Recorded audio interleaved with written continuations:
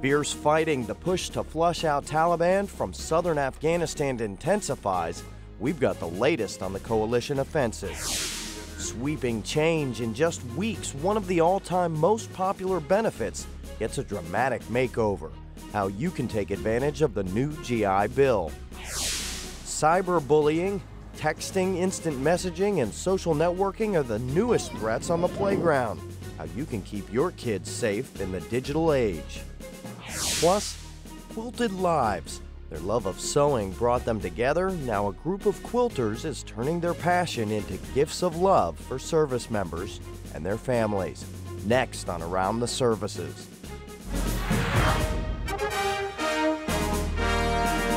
Now, proudly serving those who serve. This is Around the Services. Hello and welcome. I'm Sergeant Ted McDonald. In just a couple of weeks, a dramatic change in education benefits will begin for service members and veterans.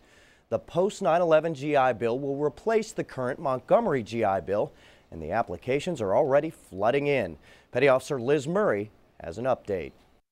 More than 90,000 applications to date. So far it's going well. The volume is what we would have expected. The VA began accepting early applications from veterans who plan to attend school this fall back on May 1, and even brought on hundreds of new personnel to handle the workload. So we've notified about 60,000 members of their entitlement. Thousands more requests are now being processed at 4 regional facilities around the country. You know, we have been around the country talking with literally thousands upon thousands of school officials, veterans, state approving agency officials. One concern raised recently is the difference in the amount being paid to veterans in different states. The VA says it's important to note the new benefit is unlike the Montgomery GI Bill, which was a flat rate. Because of the way the post-9/11 GI Bill is structured, there is a host of variables that an individual needs to take into consideration. So it's important that that individual participate in the process and understand what their actual costs could be. And the VA is getting ready to begin calculating payments because schools have been sending in enrollment certificates. Hundreds of schools are also calculating payments after agreeing to foot a portion of the tuition for veterans through a provision of the new GI Bill called the Yellow Ribbon Program. We've entered into over 3,400 separate Yellow Ribbon agreements from over 1,100 schools across the country. So it's a very successful program, especially for the first year. Another recent key date involved the transferability provision through which some service members can transfer the benefit to loved ones. More than 8,000 service members have transferred their education benefit since DoD began accepting applications June 29th. DoD is working very closely with the VA to assist beneficiaries. Once a person has that transferred benefit eligibility established, then the next step would be the same as a veteran or service member, applying online for the benefit in their own right through our GI Bill website. If you visit www.gibill.va.gov, you will find a comprehensive website that's redesigned based on your feedback. So we've laid it out in a structure that allows an individual more options when they're at the home page, where they can go directly diving into certain areas depending on what their needs are, instead of having to kind of weed through several pages to get to where they need to go. There is also a toll-free number, 1-888-GI-BILL-1. Welcome to the Department of Veterans Affairs Education Customer Service Office. Petty Officer Liz Murray, Pentagon Channel News. If you have questions about eligibility, benefits, and transferability options, check out Tuesday's Bloggers Roundtable at 1000 Eastern. DoD and Veterans Affairs representatives will be online to answer your questions. Log on to defenselink.mil, click on Bloggers. As the August 1st deadline approaches, we'll try to get answers to your questions. You can email info at pentagonchannel.mil, put GI Bill in the subject line. Now, another benefit for service members and their dependents that maybe isn't as well known as the GI Bill is flying space available. It's a great way to save some serious cash on flights, especially if you're stationed overseas. Air Force Sergeant Jacqueline Denny explains how it all works. Flying can sometimes be expensive, especially during these summer months. However, the military provides space-available travel at little to no cost to its members. Although flying space available is easy on the wallet, there are rules and requirements that must be met prior to using space available. If they're on leave, they need to have their leave form. If their command sponsor dependents traveling without their sponsor, they need to make sure they have their command sponsorship paperwork. Also, passengers traveling on environmental morale leave need to ensure that they bring that paperwork in as well and make sure that all dependents are listed on that paperwork. Another common problem that we have from time to time is for our non-SOFA status personnel. Those passengers, if they're leaving the country of Japan, need to ensure that they go to the GOJ office to stamp out of the country prior to coming in to compete for space available. Showing up early for roll call isn't the only advice Technical Sergeant LaCroix gives. Pack light. Some of our aircraft, you need to have less than 35 pounds of baggage to be able to fly on. What we always tell passengers is to be patient, especially in the summertime. Our huge surge of space available travel happens in the summertime. Air Force Sergeant Jocelyn Denny, Yokota Air Base, Japan. When flying on military aircraft, proper footwear is required. Open-toed shoes such as flip-flops and sandals are not allowed. Now let's go to the Pentagon Channel newsroom for the latest headlines.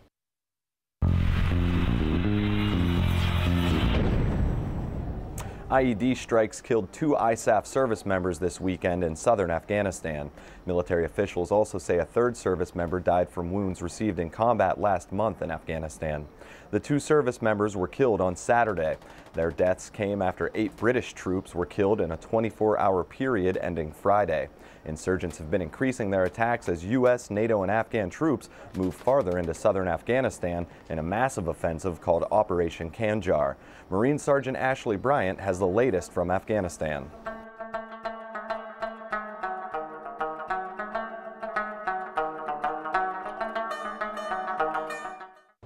Two Marines were killed this weekend in southern Afghanistan as the result of an insurgent IED strike.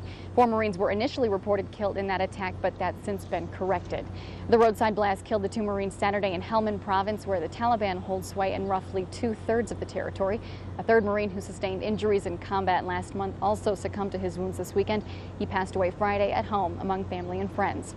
Now, Chairman of the Joint Chiefs of Staff Admiral Mike Mullen recently said high priority should be placed on flowing more mine-resistant ambush-protected vehicles to the troops on the ground in Afghanistan, as these kinds of IED attacks have become more sophisticated over time. Reporting from Kandahar Airfield, Afghanistan, I'm Sergeant Ashley Bryant, Pentagon Channel News. Health officials at the Air Force Academy in Colorado are treating more than a dozen cases of the H1N1 virus, otherwise known as the swine flu.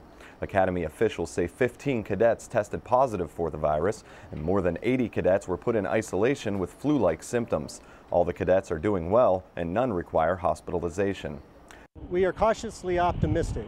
We are taking all the appropriate precautions. As General Cox said, we have seen a significant decrease in the number of cadets presenting, but we are doing all the precautionary measures that the CDC recommends. Academy officials say the school is also taking extra measures to educate and safeguard all military and civilian personnel, as well as family members.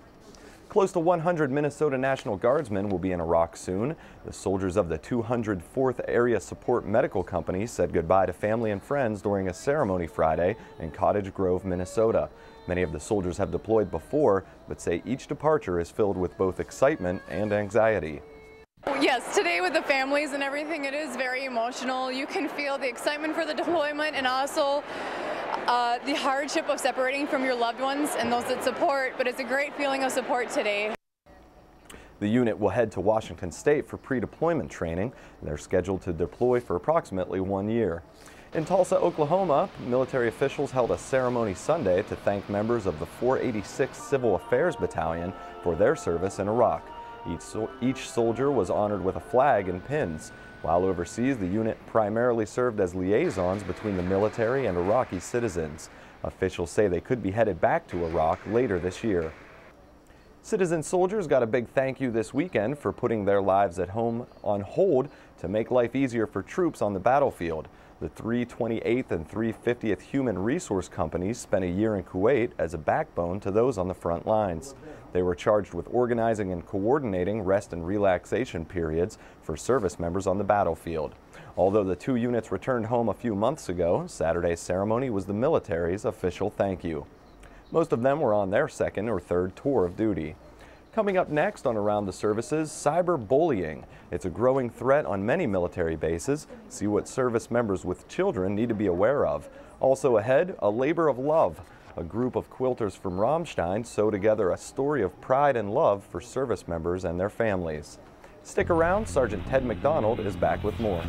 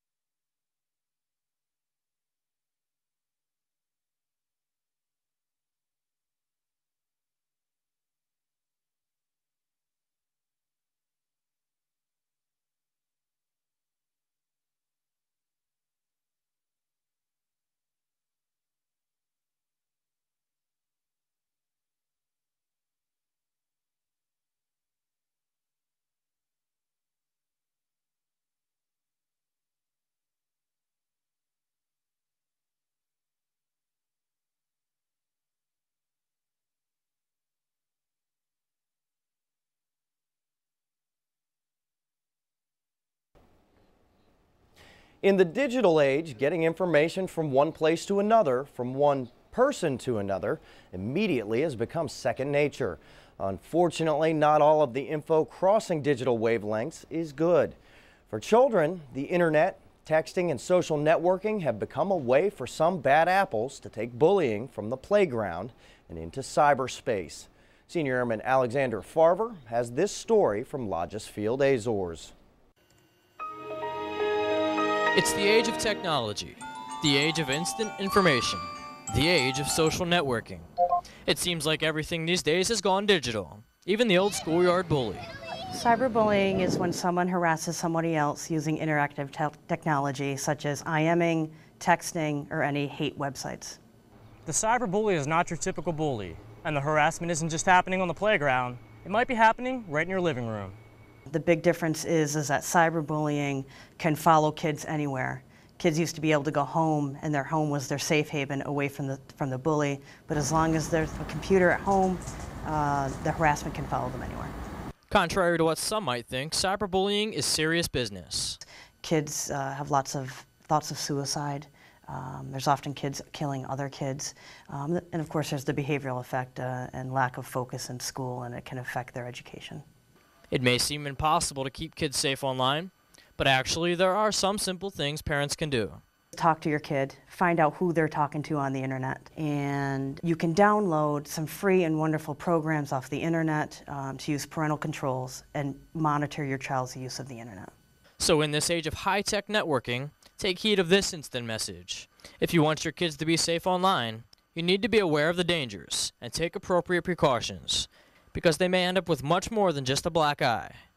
Senior Airman Alex Farver, Lodges Field, Azores. Coming up Tuesday on Around the Services, 2 service members killed in South Vietnam became the first 2 names listed on the Vietnam Wall.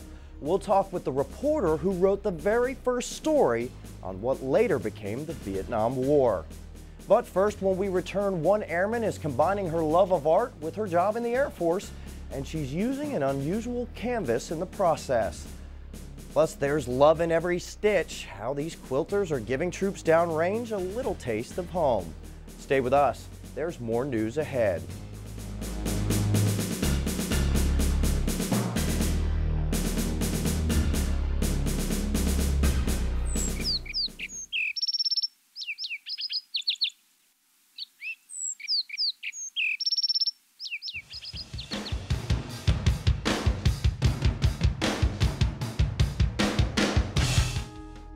For the latest military news as it breaks, video on demand, and more, log on to PentagonChannel.mil.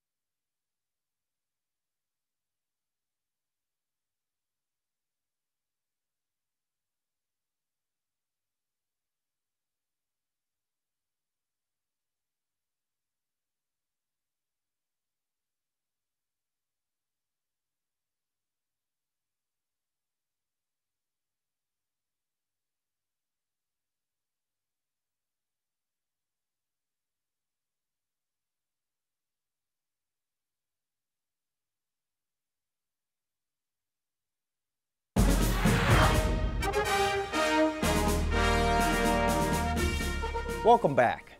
Training missions are vital when it comes to maintaining readiness for airmen around the world.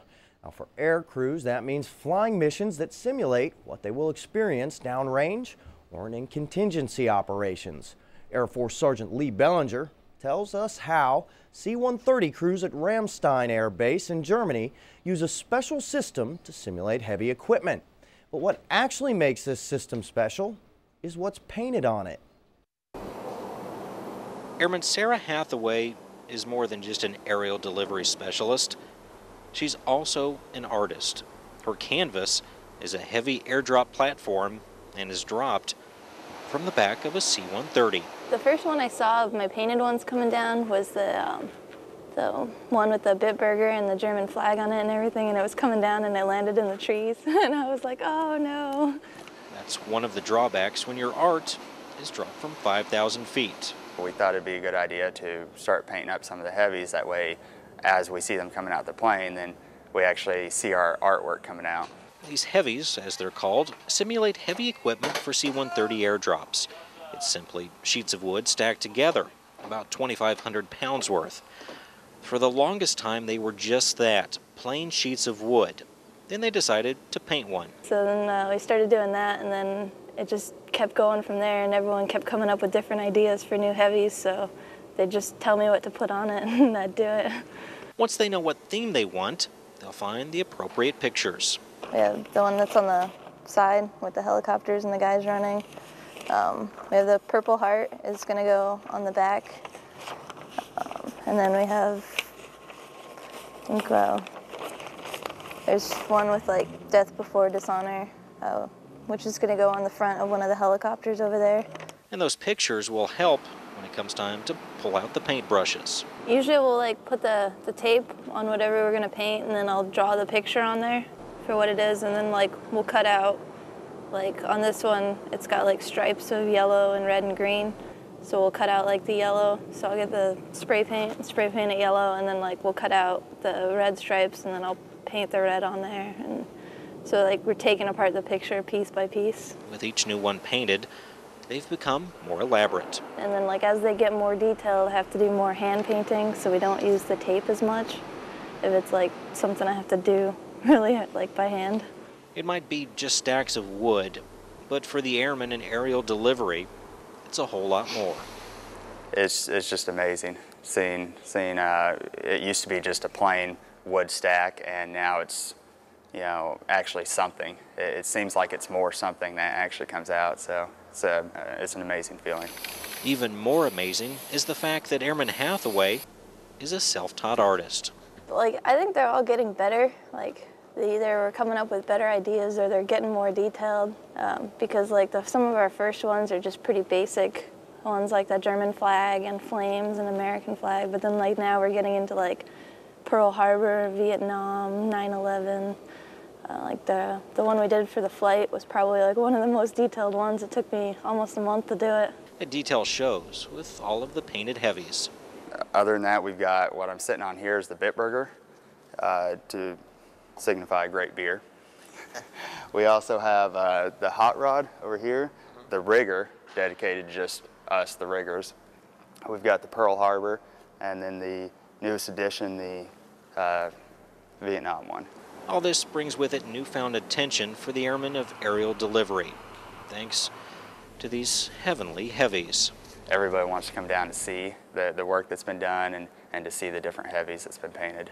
It helps bring us together more, because like people will come up with different ideas for what to put on them, and then like, you know, people will argue about it, and like it brings them, like when someone gives me an idea and I put it on there, they just get really excited about it. And like even from like the load masters we work with and everything, they'll come in here giving us ideas, and they come in and check on like the progress of the heavies all the time. I think it's awesome. It's bringing everyone together. And for Airman Hathaway, it's a lot of work, but it's not every day that artists get to see their art dropped out of the back of a C-130. Tech Sergeant Lee Bellinger, Ramstein Air Base, Germany. Now, after the C-130s drop the heavies during the training mission, the aerial delivery specialists are there on the ground to retrieve them, take them back to Ramstein, so they can do it all over again. Now, some of the precious cargo those C-130s may carry include patients. In the Pacific, Joint Medical Aero Evacuation Transport Teams, or JMATs, frequently fly patients across vast stretches of ocean. They need to take them to medical facilities where, depending on the injury, proper care is provided. Nick Tovo explains how teams prepare patients for the flight. Critical care medical personnel in the Pacific learning how to get patients ready for air medical evacuation. The teams are made up of 3 personnel, typically a critical care physician, critical care nurse, and a respiratory therapist or a paramedic. Medics practice operating intensive care equipment. The ventilator, suction, monitor, defibrillator, blood analyzer, and a triple channel IV pump. Once in flight, the plane is the hospital, and these medics have only one chance to get patients ready on the ground. Safety first, and that's a lot of what we're teaching them here is how to package up their patients. Captain Natalie Baldoff has never worked with a patient in the air or this type of equipment. I think the most challenging thing for me is I'm a general pediatrician, so this is more critical care medicine. Working in the Pacific, she has to learn new ways to operate. For us on Guam, we often have patients that need a higher level of care, so this course has really helped me know what to prepare for and how to prepare for one of those transports. These are joint life-saving missions carried out by the U.S. military and its allies in the Pacific. It's very important throughout our theater just because we don't have an ability to transport our critical care patients in this theater safely without the assistance of our Navy and Army and Air Force military medical personnel.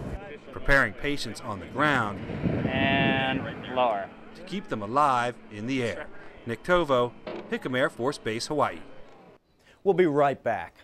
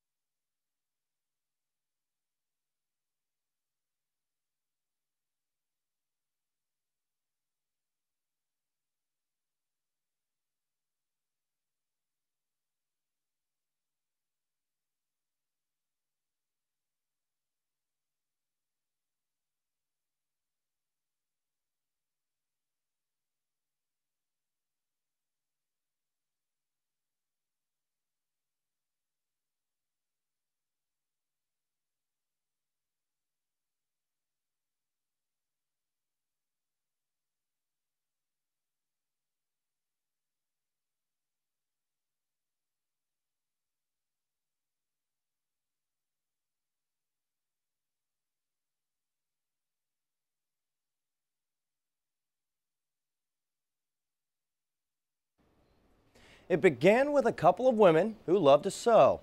Now they're sharing their gifts of love with others. Sewing machines buzz at Ramstein's Southside Chapel as the members of the Rhineland Falls Quilting Guild build their masterpieces. Our members, we range in age from 20s all the way up through 70s, and we have people from around the world, mostly Americans, but Holland, Italy, and Colombia. So we're a multicultural group spanning decades, and we all just share the same hobby and love for quilting. They start with tiny bits of fabric, then cut and arrange them into a pattern that will eventually get sewn to form a colorful quilt. But some of the ones they're most proud of are Baby Love quilts, which offer quilts to newborns at Lonsdale Regional Medical Center's Neonatal Intensive Care Unit, and their Patriotic Quilts of Valor for service members injured while serving in Iraq and Afghanistan. I really think about, the whole time I'm making something the person is going to. And if it's going to a soldier or a baby, I really concentrate and put my love in for that person. And I think that, when they receive it, they can feel that. And that's why these ladies of the Rhineland Falls Quilting Guild continue to meet and sew each week. They provide comfort to whomever receives their precious quilts. Quilts sewn with love. Thanks for watching the show.